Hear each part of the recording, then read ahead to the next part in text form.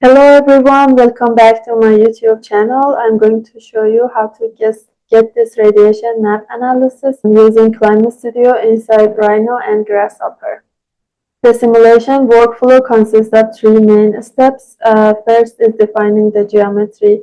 Second is making the simulation model. And lastly, running the simulation and getting the irradiance values for each surface, and also visualize the results in Rhino as you can see in the left-hand side.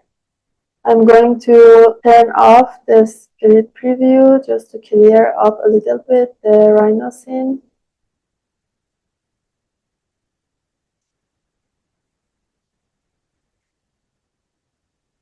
In order to make this polyhedron geometry, I'm going to use a reference surface which is 1 meter by 1 meter. Also, before you begin running the simulation, always make sure that your Rhino units are set to meters.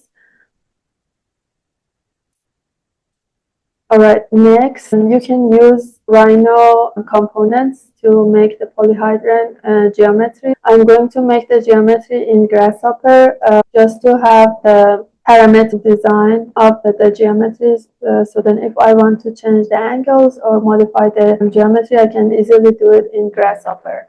I'm going to insert this reference surface in Grasshopper using the grep component under params menu, and then use the surfaces to make those tilted surfaces around this main surface.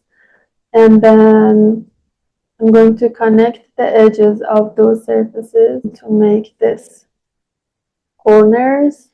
And lastly, I extrude these edges to make the vertical surfaces, which I believe I've done that in this part of the script. Yes. All right.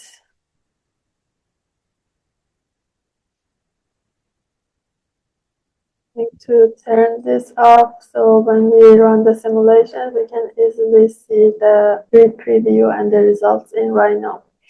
In order to make the simulation model, I'm going to use this Get ClimateStudio lighting material to define the material of the surface. Now, because it is important to define the material as close as whatever the material is supposed to be on these surfaces, I'm going to click on this select button, and on the top menu say opaque material, and I'll try to see if I can find a material that is close to PV material by typing PV here. In the results, select thin film PV on white exterior louvers. That sounds good. Next, I need the scene layer component, construct ClimateStudio scene layer. Then I'm going to connect material to material.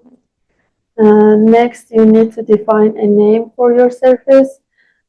If your geometry, like the geometry that I'm going to simulate here, has a lot of surfaces, make sure that you define a specific name to each surface, so later on when you want to go back in your results, you can easily find out what value is associated to which surface. Next step is to connect the geometry to this scene layer component. And let's say I want to simulate this geometry. I'm going to connect it to geometry input of the scene layer component. Actually, let's delete these components so I can make the simulation workflow real time with you. I define the material for all of the surfaces that I have. I define a name for them and connect those geometry with those name and materials of each surface to the scene layer components. Now I need three components to make the simulation script, which is this construct ClimateStudio analysis surface component, construct ClimateStudio daylight model, and lastly, run ClimateStudio radiation map. These two components make the simulation model for you, and this one will run the simulation. Okay, because I have multiple similar components here, I need to merge them together using merge components. And it is very important to keep the order the same for the input of the scene layer and the geometry input in the construct ClimateStudio surface. I'm going to show you.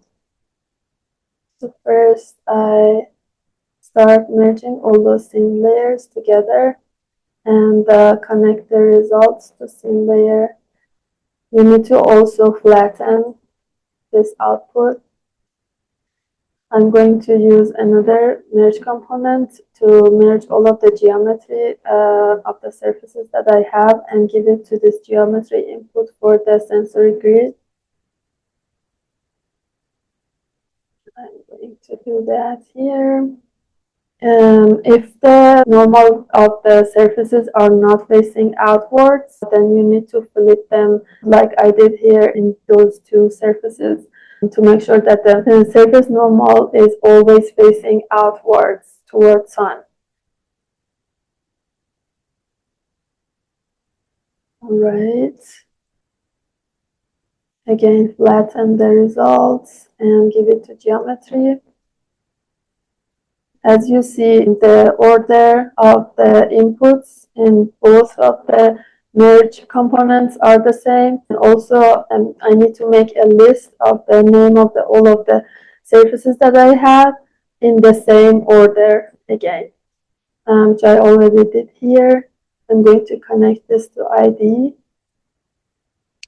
As you can see in Rhino scene, each surface has only one sensor, meaning that they are very far apart. In order to make the sensory grids closer in each surface, I'm going to define the spacing with a smaller number.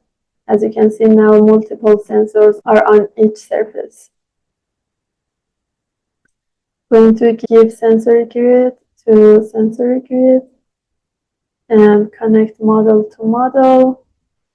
In order to define the weather data for the specific location that we are running the simulation, I already did download the weather file in my computer. I'm going to go to params menu under primitive file path, right click on it, select one existing file, and I'm going to click on the EPW version. This is phonics, but since we want to simulate Charlotte, I already went through all those steps and connect the weather file to this rail. I can easily move it next to my components and connect it to weather files. All right, let's put this back.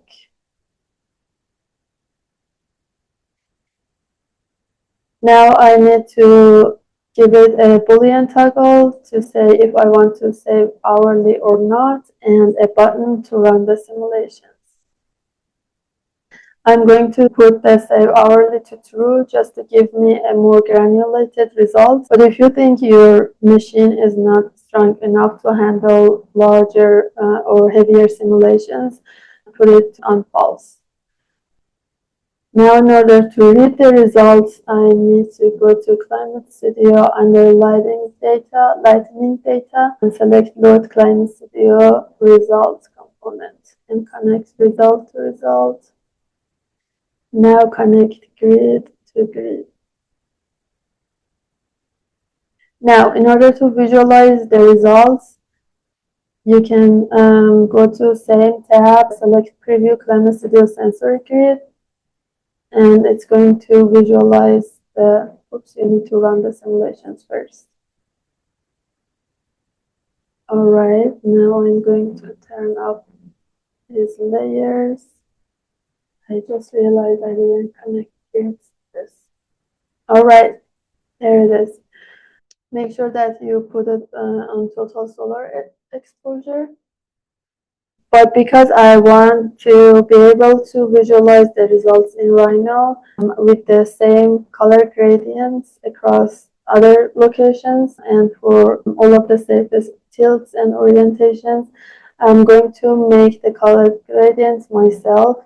I'm going to delete this keep it clean and connect grid to grid this component. And I'm going to set the preview on. I'm using gradient color of purple and pink colors to visualize the results.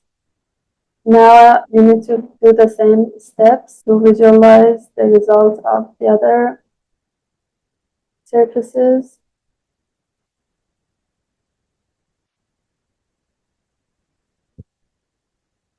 And lastly is the horizontal surface. There it is.